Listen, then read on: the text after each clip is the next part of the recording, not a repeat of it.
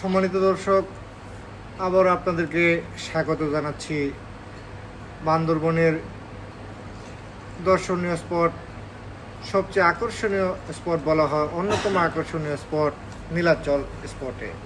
এখানে দৃশ্য ধারণের শেষ নেই, দৃশ্যের যেমন শেষ নেই, ধারণ করারও মনে হচ্ছে শেষ নেই। অনেক দৃশ্য, আমরা এই দৃশ্যগুলি দেখব এবং আপনাদেরকে দেখানোর চেষ্টা করব। তো এখানে আমি কথা বলছিলাম আলাউদ্দিন ভাইয়ের সঙ্গে। আলাউদ্দিন ভাই কিছু বলার চেষ্টা করছেন, যে কোনো কারণে হোক আমাদের এখানে তার শব্দ আমরা যেহেতু শুনতে পাচ্ছি না, আমি নিজেই ধারা বর্ণনা দিয়ে দিচ্ছি।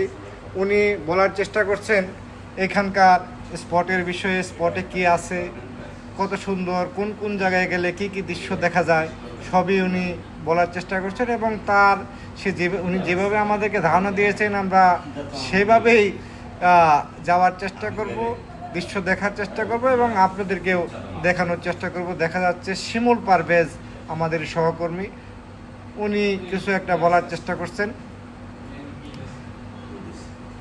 শিমুল পারভেজ কিছু বলছেন। শিমুল পারভেজ ভাই কি বলছেন আমরা কিন্তু শুনতে পারছি না। আমরা শুনতে না পারলেও অনুধাবন করতে পারছি উনি যেটা বলার চেষ্টা করছেন, যে স্পটটা খুবই আকর্ষণীয়, খুবই সুন্দর। উনি এখানে এসে বিদেশের একটা আবহাওয়া উনি পেয়েছেন। উনি বলার চেষ্টা করছেন যে যারা এই বান্দরবনে আসেননি তারা যেন বান্দরবনে আসেন, এবং বান্দরবনে এলেই চলবে না, এই নীলাচল স্পটটাও দেখতে হবে। এটা না দেখলে তারা কেউ বিশ্বাস করতে পারবে না এটা আসলে কত সুন্দর একটা স্পট, যেটা আমি নিজেও উপলব্ধি করতে পারছি।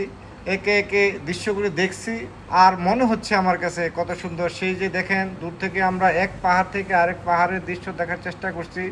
এখানে আমরা শুনেছি যে ক্ষণে ক্ষণে নাকি এখানে পাহাড়ের রং বদলায়, মেঘের কিছুক্ষণ বৃষ্টি হলে বৃষ্টির পরে আবার এখানে মেঘে ছেয়ে যায়, আকাশ মেঘে ছেয়ে যায় এখানকার পাহাড়, আবার কিছুক্ষণ পরই মেঘ সরে যায়।